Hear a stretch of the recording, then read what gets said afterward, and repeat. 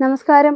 മനുഷ്യൻ ആകാശത്തേക്ക് നോക്കാൻ തുടങ്ങിയ കാലം മുതൽ പ്രപഞ്ചം ഒരു മഹാത്ഭുതമാണ്.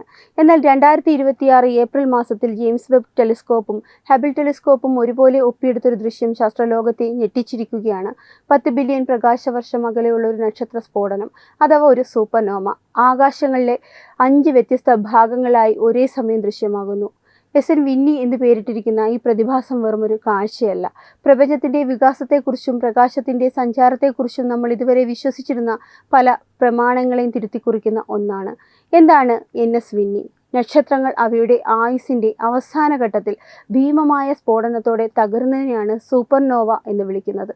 എസ്.എൻ. വിന്നി അത്തരത്തിലൊരു അതിഭീമൻ സ്ഫോടനമാണ്. സാധാരണ സൂപ്പർനോവകളെക്കാൾ 100 മടങ്ങ് പ്രകാശമുള്ളവയാണിത്. എന്നാൽ ഒരു സ്ഫോടനത്തിൻ്റെ പ്രത്യേകത അതിൻ്റെ പ്രകാശമല്ല, മറിച്ച് അത് നമുക്ക് മുന്നിൽ പ്രത്യക്ഷപ്പെടുന്ന രീതിയാണ്. ഒരു സ്ഫോടനം 5 ഇടങ്ങളിലായി കാണപ്പെടുന്നു. പ്രപഞ്ചം നമുക്ക് മുന്നിൽ ഒരു മായാജാലം കാണിക്കുന്നത് പോലെയാണിത്. ഈ അത്ഭുതത്തിന് പിന്നിലെ ശാസ്ത്രം ആൽബർട്ട് ഐൻസ്റ്റീൻ ദശകങ്ങൾക്ക് മുന്നേ പ്രവചിച്ച ഗ്രാവിറ്റേഷൻ ലെൻസിംഗ് ആണ്. സൂപ്പർനോവയ്ക്കും ഭൂമിക്കും ഇടയിൽ അതിശക്തമായ ഗുരുത്വാകർഷണമുള്ള ഒരു വലിയ ഗാലക്സി അല്ലെങ്കിൽ ഗാലക്സി ക്ലസ്റ്റർ വരുമ്പോൾ അത് പ്രകാശത്തെ വളയ്ക്കുന്നു. ഒരു ലെൻസിലൂടെ നോക്കുമ്പോൾ കാഴ്ചകൾ വലുതായും വികലമായും കാണുന്നത് പോലെ ഈ വലിയ ഗാലക്സികൾ പ്രകാശത്തെ 4ഓ 5ഓ പാതയിലൂടെ തിരിച്ചുവിടുന്നു.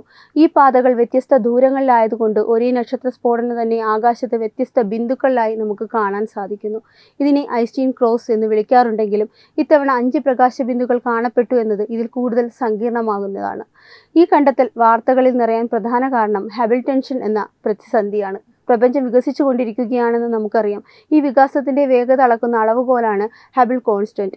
എന്നാൽ പ്രശ്നം ഇവിടെ തുടങ്ങുന്നു. അടുത്ത നക്ഷത്രങ്ങളെ നിരീക്ഷിക്കുമ്പോൾ ലഭിക്കുന്ന വികാസ വേഗത, പ്രപഞ്ചത്തിൻ്റെ ആദ്യകാല പ്രകാശത്തെ നിരീക്ഷിക്കുമ്പോൾ ലഭിക്കുന്ന വികാസ വേഗത, ഇവ രണ്ടും തമ്മിൽ വലിയ വ്യത്യാസമുണ്ട്. ഇതിനെയാണ് ഹബിൾ ടെൻഷൻ എന്ന് വിളിക്കുന്നത്. എസ്.എൻ. വിന്നി ഈ തർക്കം പരിഹരിക്കാൻ സഹായിക്കുമെന്ന് കരുതപ്പെടുന്നു. 5 വ്യത്യസ്ത പാതകളിലൂടെ വരുന്ന പ്രകാശബിന്ദുക്കൾ ഭൂമിയിലെത്താൻ എടുക്കുന്ന സമയവ്യത്യാസം അളക്കുന്നതിലൂടെ പ്രപഞ്ചം യഥാർത്ഥത്തിൽ എത്ര വേഗതയിലാണ് വികസിക്കുന്നതെന്ന് കൃത്യമായി കണക്കാക്കാൻ സാധിക്കും. നമ്മൾ ഇന്ന് കാണുന്ന ഈ സ്ഫോടനം യഥാർത്ഥത്തിൽ ഇന്നലെ നടന്നതല്ല. 1000 കോടി വർഷങ്ങൾക്ക് മുമ്പ്, അതായത് ഭൂമി പോലും ജനിക്കുന്നതിന് മുൻപ് നടന്ന ഒരു സംഭവത്തിൻ്റെ പ്രകാശമാണ് ഇത്രയും കാലം സഞ്ചരിച്ച് ഇപ്പോൾ നമ്മളിലേക്ക് എത്തുന്നത്. ഒരു ടൈം മെഷീനിലൂടെ ഭൂതകാലത്തിലേക്ക് നോക്കുന്നത് പോലെയാണിത്. പ്രപഞ്ചത്തിൻ്റെ ശൈശവാവസ്ഥയിൽ നക്ഷത്രങ്ങൾ എങ്ങനെയായിരുന്നുവെന്നും അവ എങ്ങനെ നശിച്ചുവെന്നും പഠിക്കാൻ ഇതിലൂടെ സാധിക്കുന്നു. ലോകമെമ്പാടുമുള്ള പ്രമുഖ സ്പേസ് ഏജൻസികൾ ഇപ്പോൾ ഈ 5 പ്രകാശബിന്ദുക്കളെ സൂക്ഷ്മമായി നിരീക്ഷിക്കുകയാണ്. ഏപ്രിൽ അവസാന വാരം പുറത്തുവരുന്ന റിപ്പോർട്ടുകൾ പ്രകാരം ഓരോ പ്രകാശബിന്ദുവിൻ്റെ തീവ്രതയിൽ ചെറിയ മാറ്റങ്ങൾ കണ്ടു തുടങ്ങിയിട്ടുണ്ട്. ഇത് വരും മാസങ്ങളിൽ കൂടുതൽ വിവരങ്ങൾ നൽകും. എസ്.എൻ. വിന്നി വെറും ഒരു ശാസ്ത്ര വാർത്തയല്ല, അത് മനുഷ്യൻ്റെ അന്വേഷണ തൃഷ്ണയുടെ അടയാളമാണ്.